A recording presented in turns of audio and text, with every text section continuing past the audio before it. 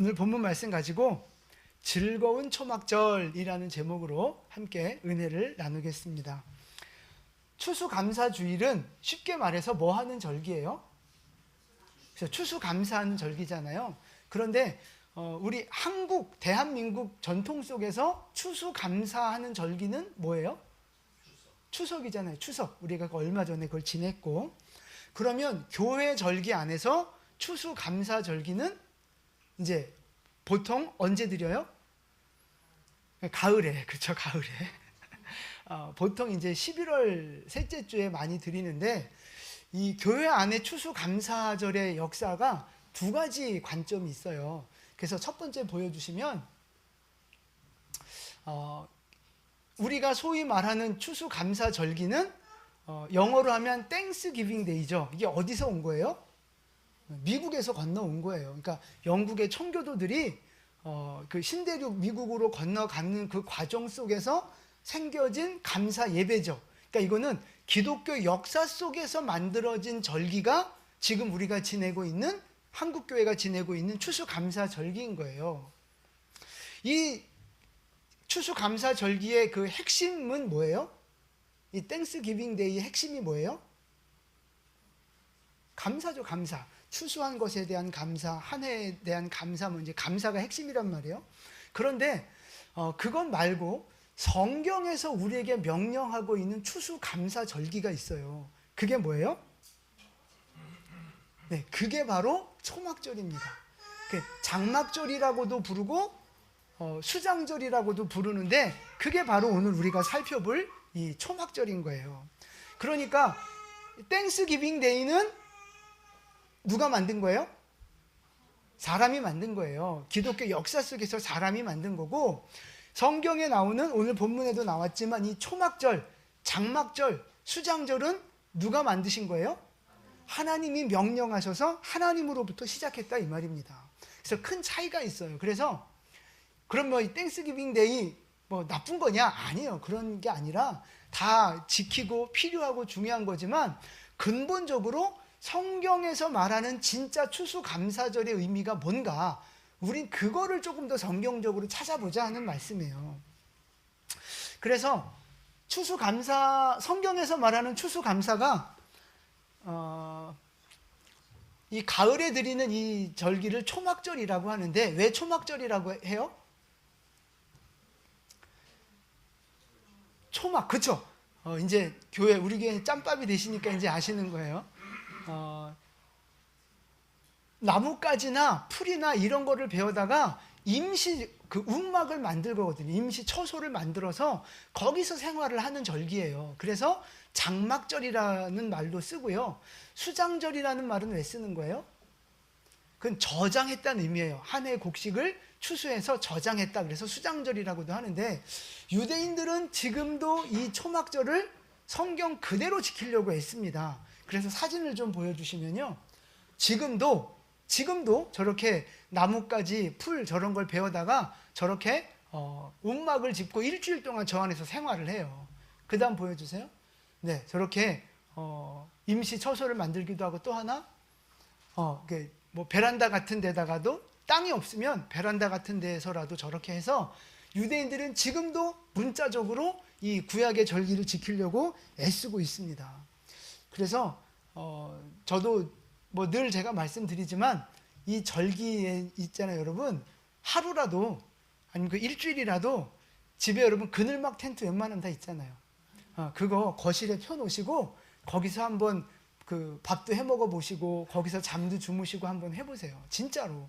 이거 그냥 우스갯소리로 하는 게 아니라 진짜로. 그리고 캠핑 용품 있으면 코펠 같은 데 갔다가 브루스타르 일회용 용품, 일회용 용기 이런 거 사용해가지고 한번 그 나그네의 삶을 한번 체험해 보시라는 얘기예요. 나그네의 삶을. 아니면 가족끼리 이런 의미를 가지고 캠핑을 가셔도 좋아요.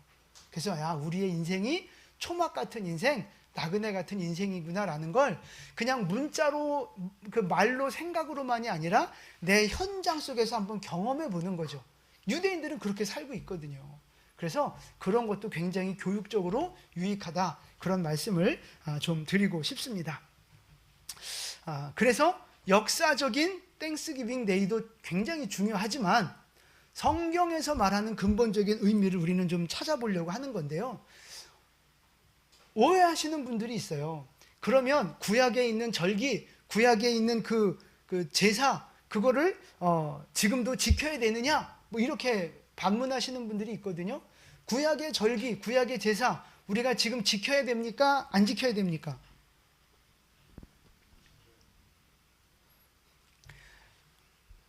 지켜야 돼요? 안 지켜야 돼요?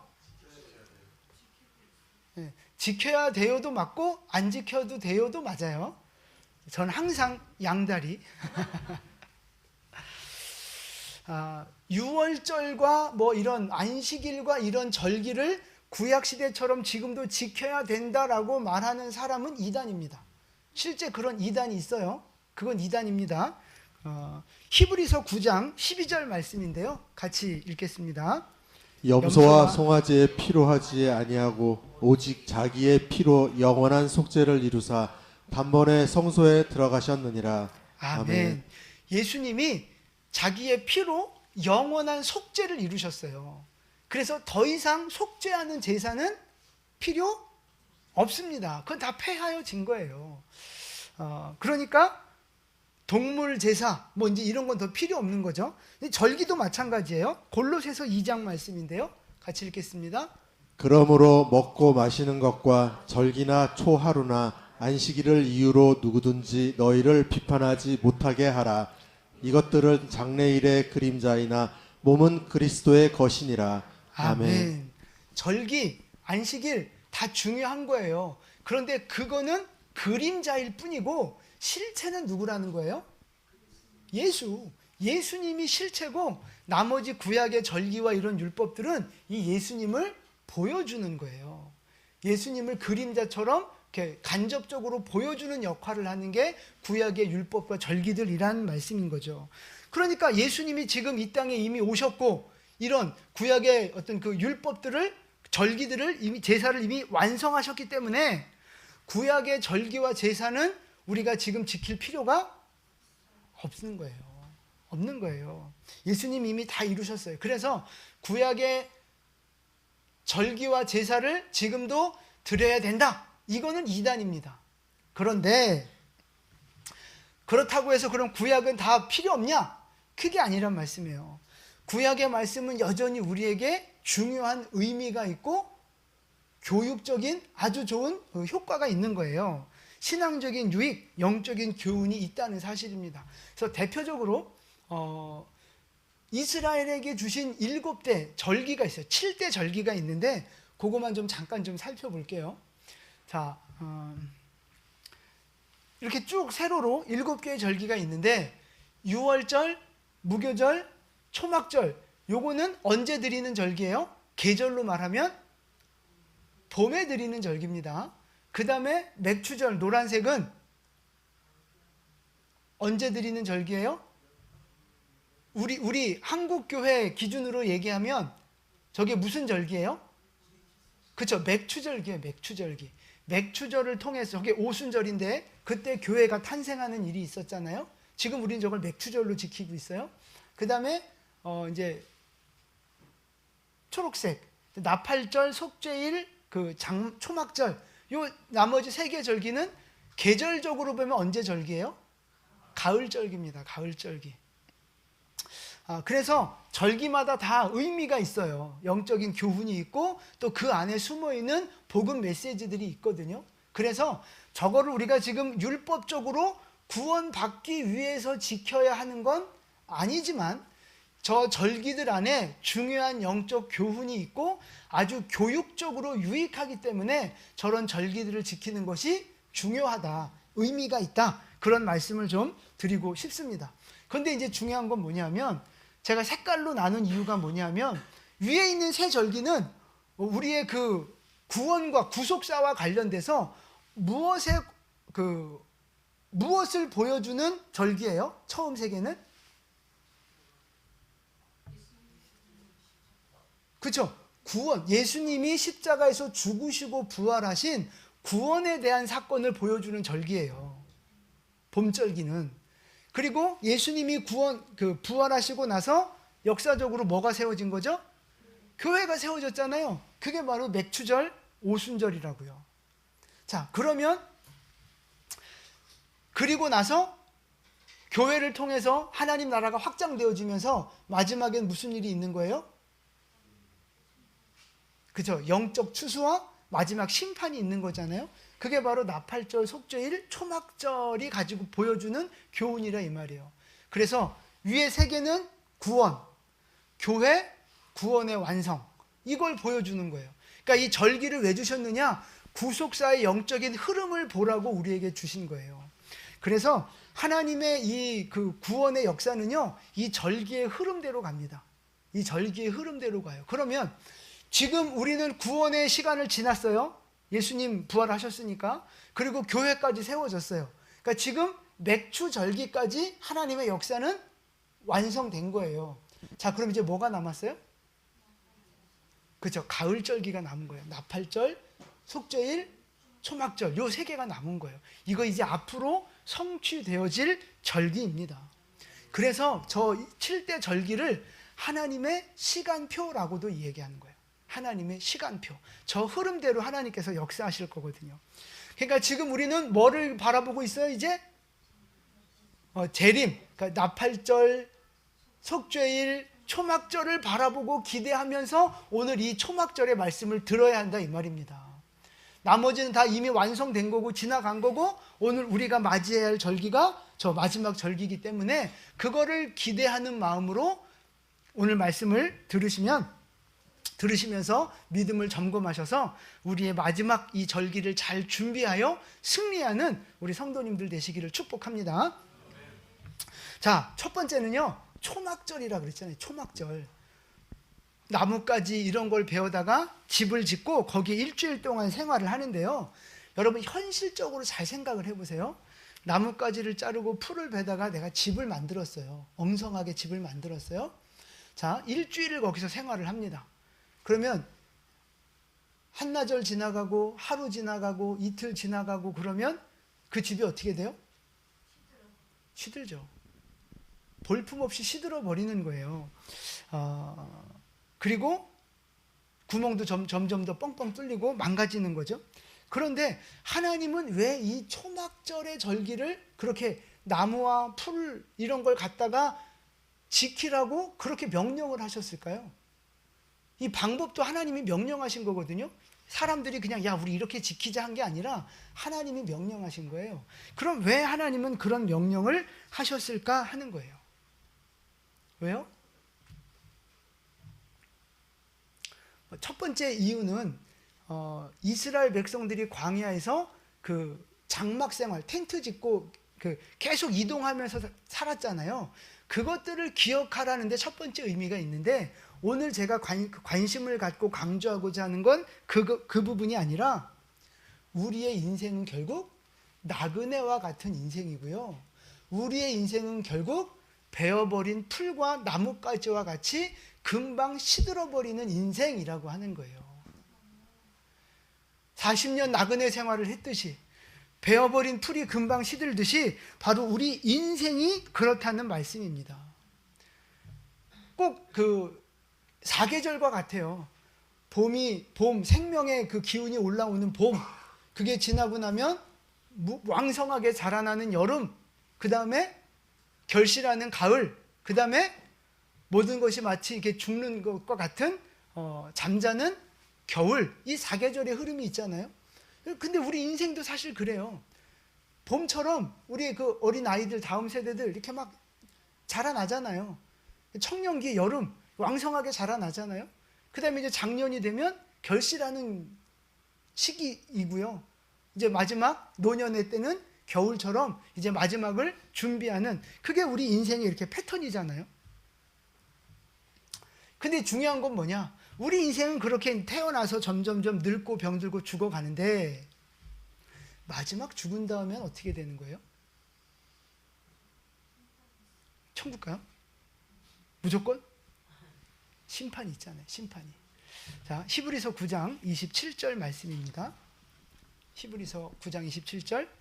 한 번 죽은 것은 사람에게 정해진 것이요 그 후에는 심판이 있으리니 아멘. 죽음은 정해진 거예요. 그 시기만 다를 뿐이지 죽음은 정해진 겁니다. 그리고 그 죽음 이후에는 심판이 있는 거예요. 심판. 그래서 여러분, 우리가 이 나그네와 같은 인생을 살아가는 지금 우리가 절대 잊지 말아야 할 것이 뭐냐? 심판을 준비하는 인생을 살아야 된다는 거예요. 결국 우리는 지금 죽음을 살고 있지만 사실은 죽음을 향해 가고 있는 거잖아요. 그래서 우리는 그 심판, 죽음을 준비하는 인생을 사는 것이 우리 인생의 정답이다라는 말씀을 드리고 싶은 거예요. 여러분, 우리는 나그네와 같은 인생입니다. 지나가는 인생이에요. 풀과 같이 금방 시들고 마르는 인생입니다. 하나님의 것을 맡아서 몸을 맡고 재물을 맡고 시간을 맡아서 관리하는 청지기일 뿐입니다. 아멘이시죠? 주인이 누구예요? 하나님입니다. 우리 인생의 주인은 하나님이에요. 하나님이 잠깐 우리에게 인생을 맡겨놓으신 거예요. 재물과 시간과 재능을 우리에게 잠깐 맡겨놓으신 거라고요. 이 땅의 삶도 잠깐 우리에게 허락하신 거예요. 그런데 이 땅의 삶을 영원한 줄 알고, 나의 인생이 영원한 줄 알고, 나의 재물과 시간이 영원한 줄 알고 이 땅에 계속 집 짓고 더 많이 이렇게 살아가는 인생은 어리석은 인생이다, 이 말씀입니다. 이 땅에서 영원히 살 것처럼 계획하시고 그렇게 살아가시면 안 되는 거예요. 모든 사람들이 본인이 죽는다는 걸 다 알아요. 그런데 본인이 죽는다는 걸 인정하지 않습니다. 그러니까 준비하지 않는 거예요. 노후 준비는 많이들 하려고 그래요. 노후 준비. 근데 죽음 이후에 심판 준비는 하지 않습니다. 분명히 알거든요, 죽는다는 거. 그럼에도 불구하고 그 죽음은 나의 것이 아니라고 애써 이렇게 눈 가리고 밀어놓고 있는 거예요. 어리석은 인생입니다. 여러분, 그래서 우리는 나그네 인생임을 깨닫고 다시 하나님 앞으로 돌아가야 할 인생이라는 걸 깨닫고 그 주님 앞에 서게 될 그날을 준비하는 인생을 살아야 할 줄로 믿습니다. 자, 여러분, 우리 인생을 뭐라고 불러요? 한 번 사는 인생이기 때문에 일생이라고도 부릅니다. 일생. 우리는 한 번 사는 인생이에요. 그러니까 인생을 대충 사시면 안 되는 거예요. 인생을 낭비하셔도 안 되는 거예요. 짧은 인생일 뿐만 아니라 딱 한 번 주어지는 기회입니다. 다시 기회가 없는 거예요.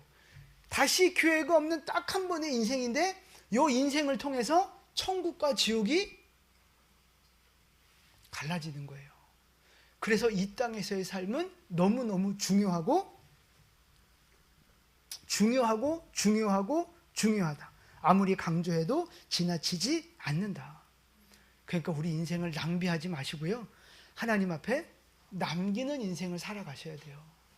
나그네와 같이 지나가기 때문에 낭비하지 마시고 남기는 인생을 사셔야 한다는 말씀입니다.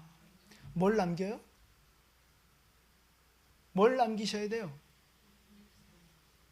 금덩이, 골드바 남기고 가실 거예요? 넓은 집 남기고 가실 거예요? 재정 관리 측면에서 나쁜 거 아닙니다. 그렇게 하셔야 돼요. 그런데 어쨌든 그걸 가지고 내가 천국에 갈 수는 없잖아요.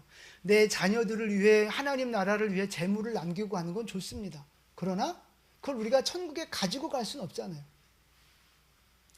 우리가 이 땅에서 하나님이 보시기에 진짜 남겨야 할 게 뭐라고 생각하십니까?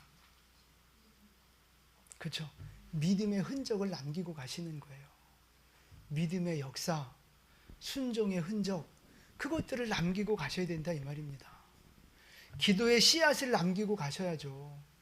여러분, 자녀들을 위해서, 교회를 위해서, 영혼 구원을 위해서 여러분 기도의 씨앗을 뿌리고 가시기를 축복합니다. 남기고 가셔야 되는 거예요.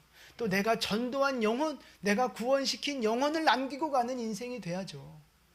순종의 역사, 믿음의 흔적을 남기고 가는 여러분 되시기를 축복합니다. 하나님이 그런 인생을 기뻐하시고 그런 인생을 복 주시지 않겠습니까? 여러분, 어차피 우린 초막 같은 인생이잖아요. 금방 시들어서 금방 이제 우리는 하나님 앞에 서게 될 텐데, 여러분, 하나님 앞에 설 거를 믿긴 믿어요? 여러분 진짜 조금 있으면 하나님 앞에 설 거예요. 근데 그때 하나님 앞에 가서 무엇을 남겼다고 하나님이 남겼냐고 하나님이 질문하시거나 내가 하나님 앞에 이걸 남겼습니다라고 내어드릴 것이 뭐가 있습니까? 나는 이걸 남기는 인생을 살았습니다라고 하나님 앞에 내어놓을 게 뭐가 있냐고요. 지금 여러분 막 혼내는 게 아니고요. 물어보는 거예요. 뭘 남기는 인생을 살고 계십니까? 썩어 없어질 것을 남기는 인생을 살고 계십니까?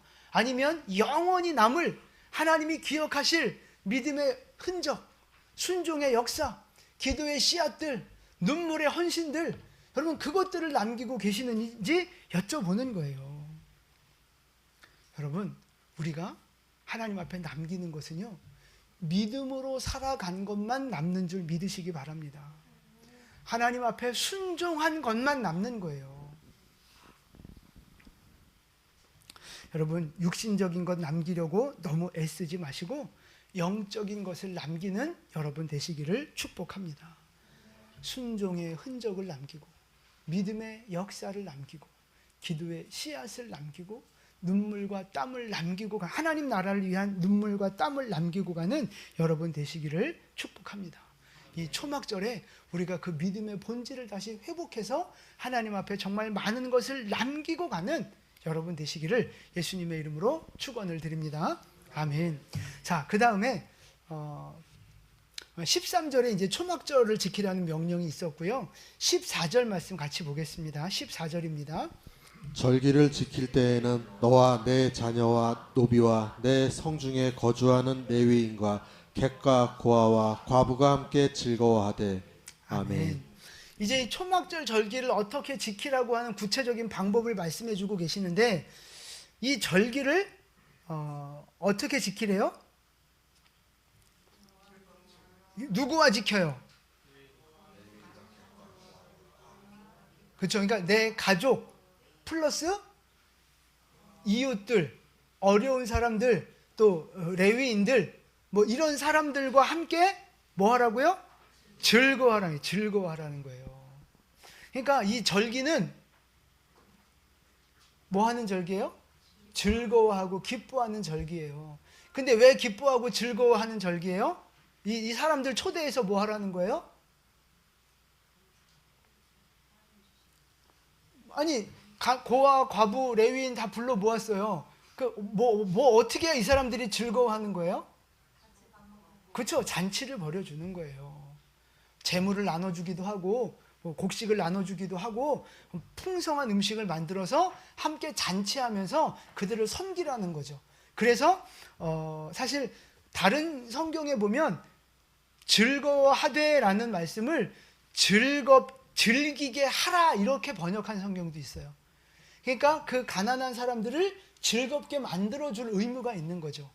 나도 즐겁고 풍성한 수확이 있으니까 나도 감사하고 즐거운데 이걸 내 안에서 우리 집 식구들만으로 끝내는 게 아니라 레위인들을 향해 어려운 이웃을 향해 함께 나누고 베푸는 삶을 살라는 거예요. 그게 바로 이 절기를 지키는 방법입니다. 잔치를 벌려주고 풍성하게 나누라는 거예요. 왜요? 왜 하나님이 이런 잔치를 벌이라고 말씀하셨을까요? 그게 바로 모든 영혼을 사랑하시고 그들이 구원받기를 원하시는 하나님의 마음을 보여주는 거예요. 하나님의 마음을. 그리고 천국이 어떤 곳인가를 보여주는 거예요. 천국은 기쁨이 가득하고 즐거움이 가득하고 모든 것이 풍성한 곳, 그곳이 천국이잖아요. 거기를 이 잔치를 통해서 미리 맛보게 하는 거예요. 누구에게? 모든 사람에게. 내 가까이에 있는 이웃부터 해서 모든 영혼들이 그 하나님의 사랑과 축복을 누리게 하기를 원하시는 하나님의 마음입니다. 사랑입니다. 여러분 창세기 10장에 가보면 노아의 후손들이 쭉쭉쭉쭉 이제 이렇게 퍼져나가는 모습이 나오거든요. 그런데 그때 그 노아의 후손들이 쭉 퍼져나가는데 그때 이름이 그 종족들의 이름이 나오는데 몇 명이 나오느냐? 기억 안 나세요? 70명이 나옵니다. 70명. 70명의 이름이 거론이 돼요. 근데 그러니까 그 70명이 온 땅에 퍼져나가서 이제 인류를 이루는 거거든요. 그러니까 결국 그 70은 누구를 상징하는 거냐면 열방, 모든 백성들, 모든 민족을 상징하는 게 바로 그 70이라는 숫자예요. 민수기 29장에 가보면요, 이 초막절 절기에 그 절기 제사를 이렇게 드리라는 말씀이 쭉 나와요. 그래서 이 초막절은 7일 동안 지키는 절기인데 매일매일 제물을 드리거든요. 특별히 근데 매일매일 제물을 드리는데 숫송아지를 일주일 동안 드린 숫송아지의 그 숫자를 세어봤더니 몇 마리를 바쳤을까요? 70마리입니다. 70마리. 일주일 동안 이 절기 때 70마리의 송아지를 바쳐요. 누구를 위한 제사예요? 열방을 위한 제사인 거예요. 열방을 위한 제사. 여러분 마태복음 10장에 가보면 예수님이 12제자를 파송하시는 장면이 나와요. 근데 그 12제자를 파송하시면서 어디로 가서 전도하라고 하셨는 줄 아세요? 어디일까요? 이방 땅으로 가지 말고 이스라엘의 잃어버린 집으로 가라 그러셨어요. 그러니까 12제자를 파송할 땐 누구를 구원하길 원하신 거예요? 이스라엘 백성들을 먼저 구원하길 원하시는 거예요. 그런데 누가복음 10장에 또 가보면 거기는 예수님이 70명의 제자들을 파송하는 장면이 나오거든요. 근데 그 70명의 제자는 어디로 보내요? 열방 땅, 이방 땅으로 보냅니다. 이방 땅으로. 그러니까 70명을 보내면서 이제 이방을 구원하라는 말씀을 하시는 거죠. 그래서 70이라고 하는 숫자는 모든 열방을 상징하는 숫자다라는 말씀을 드리는 거예요. 그러니까 초막절에 70마리의 숫송아지를 제물로 드리는 이유는 아까 말씀드렸죠? 그게 뭘 보여주는 거예요? 열방을 구원하기 위한 하나님의 사랑, 하나님의 마음, 그들을 위한 제사를 보여주는 거예요. 그러니까 하나님은 결국 이스라엘 백성들에게 복을 주시고 이스라엘 백성부터 구원을 시작하시지만 거기에 머물러 있는 것이 아니라 그것이 이방까지, 땅끝까지 흘러가기를 원하시는 것이 바로 하나님의 계획이고 사랑입니다. 그걸 우리가 어디서 분명하게 볼 수 있느냐 하면 창세기 12장 3절 아브라함의 부르심에서 볼 수 있거든요. 같이 봉독하겠습니다. 너를 축복하는 자에게는 내가 복을 내리고 너를 저주하는 자에게는 내가 저주하리니 땅의 모든 족속이 너로 말미암아 복을 얻을 것이라 하신지라. 아멘. 아브라함을 복의 근원으로 삼으셨어요. 복이 되게 하셨고 그 아브라함에게 주신 복이 어디로 흘러가길 원하셔요? 모든 민족, 열방 땅끝까지 그 복이 흘러가길 원하시는 거죠. 아브라함과 같이 다 구원받은 백성 되길 원하시는 것이 바로 하나님의 마음입니다. 그것이 가장 잘 보여지는 절기가 어디냐? 초막절이라는 거예요. 그래서 이 초막절 절기를 통해서 오늘 우리가 깨달아야 할 교훈이, 도전받아야 할 말씀이 바로 그런 거예요. 이스라엘의 구원이 흘러 넘쳐서 이방까지 가듯이 이미 구원받은 나, 이미 구원받은 우리의 구원은 여기에 멈춰 있으면 안 된다고요. 우리의 그 하나님이 주신 복이 내 안에 가둬져 있어서는 안 된다고요. 이것이 흘러 넘쳐야 되는 거예요. 내 이웃에게, 레위인들에게, 어려운 이웃들에게, 열방 땅끝까지 이 하나님의 은혜와 축복이 흘러 넘쳐야 하는 줄로 믿습니다. 이 초막절에 우리가 그 믿음의 눈을 여셔야 돼요. 우리의 신앙의 지경이 넓어지셔야 된다고요. 내 축복, 내 문제 해결, 내 기쁨 여기에만 집착하시면 안 되고요. 이웃에게, 가난한 자에게 흘러 보내셔야 되는 거예요. 그래서 우리가 특별히 다른 절기 때도 마찬가지지만 이 초막절기에 태신자들을 위해서 기도하고 중보기도 하고 그들을 초청하려고 힘쓰는 이유가 바로 이거예요. 초막절기는요, 열방을 구원시켜야 하는 그 도전을 받는, 그들을 구원시켜야 하는 그런 절기거든요. 이게 바로 이 절기의 본질입니다. 본질. 그래서 여러분, 다음 주에 우리 이제 절기를 지킬 때 꼭 한 영혼이라도 모시고 오셔서 열방이 구원받기를 원하시는 그 하나님의 계획을 이루어드리는 통로로 여러분이 쓰임받게 되기를 예수님의 이름으로 축원을 드립니다. 절기, 잔치 벌려놓고 뭐 하나님 앞에 특별 헌금하고 뭐 뭔가 이렇게 행사랑 이벤트 하고 그것도 좋아요. 감사한 거예요. 근데 그것으로 끝나는 것은 하나님의 뜻이 아닙니다. 많은 영혼들에게 복음이 전파되고 하나님의 사랑이 나누어지는 거, 그걸 하나님이 원하시는 거예요. 그래서 이번에 여러분들이 다음 주에 특별 절기 헌금을 하실 때 이제 그 일부를 어려움을 당한 곳에 함께 나누길 원하는 것도 바로 이제 그런 의미가 있는 거거든요. 여러분, 이 영혼을 구원하는 일에 또 축복을 보내는 일에 마음을 써주시고 힘을 써주시고 함께 하나님 앞에 헌신하는 여러분 될 수 있기를 축복합니다. 근데 봐봐요. 이렇게 아멘이 작잖아요. 하기 싫은 거지.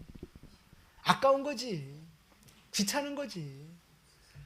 아니라고 말하시는 분이 없네요. 그래서 여러분, 오늘 우리에게 필요한 게 뭐냐? 하나님의 뜻은 알아요. 하나님이 원하시는 게 뭔지도 알아요. 근데 그게 잘 되어지지 않는 거죠. 힘들어요. 하기 싫어요. 부담스러워요. 어려워요. 그러니까 여러분 그걸 아셔야 돼요. 이 하나님의 일은요, 말씀을 이뤄내는 일은요, 내 생각, 내 의지, 내 결단으로 될 수 있는 일이 아닙니다. 하나님이 은혜 주셔야만 되는 거예요. 하나님이 믿음 주시고, 하나님이 은혜 주시고, 하나님이 감동 주시고, 하나님이 말씀을 주시고, 하나님이 능력을 주셔야만 그것을 이루어낼 수 있는 줄 믿습니다. 그래서 이 하나님의 뜻은 알겠는데 그럼 하나님 어떻게 해야 돼요? 그래서 우리에게 가르쳐 주신 방법이 바로 성령의 충만함을 받으라는 거예요. 요한복음 7장 37절과 38절 말씀인데요. 이 말씀을 예수님이 언제 하신 말씀이냐면 초막절 일주일 그 절기를 지내고 나서 마지막 8일째, 그 7일 지나고 나서 그 다음날 8일째를 유대인들이 큰 날이라고 해서 또 한 번의 그 축제로 절기로 지키거든요. 그날 주신 말씀이에요. 그날 주신 말씀. 자, 같이 읽겠습니다. 명절 끝날 곧 큰 날에 예수께서 서서 외쳐 이르시되 누구든지 목마르거든 내게로 와서 마시라. 나를 믿는 자는 성경의 이름과 같이 그 배에서 생수의 강이 흘러나오리라 하시니. 아멘. 예수님이 이 초막절 절기에 모든 영혼을 살리기를 원하시는 그 초막절 절기에 하신 아주 중요한 선포, 그것도 큰 소리로 37절 예수께서 서서 외치시는 거예요. 큰 소리로 외치시는 말씀이 뭐예요? 내게로 와서 마시라는 거예요. 목마른 영혼 내게 와서 마셔라. 가난한 영혼 내게 와서 마셔라.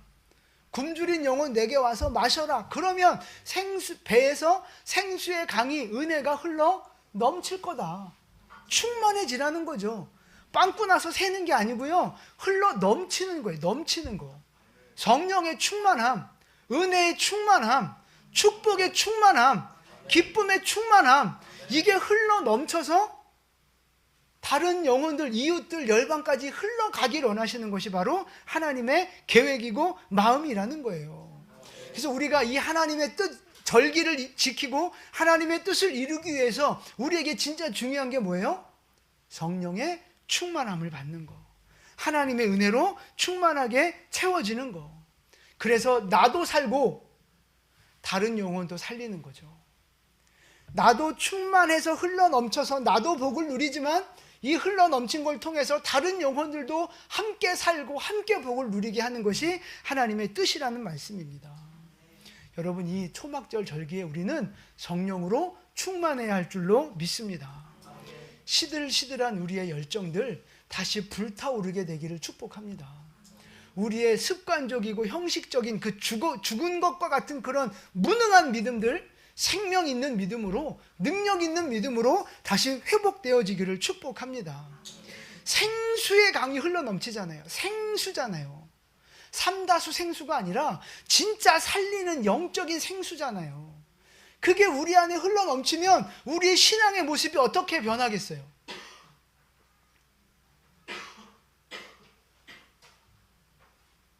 아, 그렇게 변하는군요. 하나님을 향한 열정, 하나님을 향한 감사와 기쁨, 하나님의 말씀을 향한 사모함, 이것들이 넘쳐나지 않겠어요? 그 믿음이 우리에게 돼야 되는 거예요. 근데 항상 우리는 부족해, 메말라 있어. 찔끔찔끔 담겨 있어. 뭐 이렇게 흔들면 찰랑찰랑찰랑 있긴 있어. 근데 찰랑찰랑찰랑.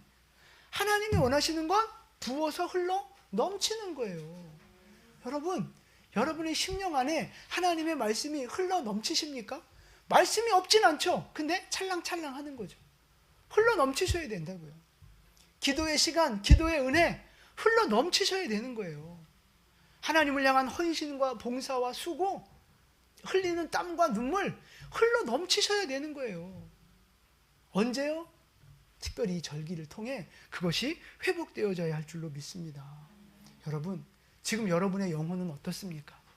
흘러 넘치는, 하나님의 은혜가 흘러 넘치는 충만한 신앙생활 하고 계십니까?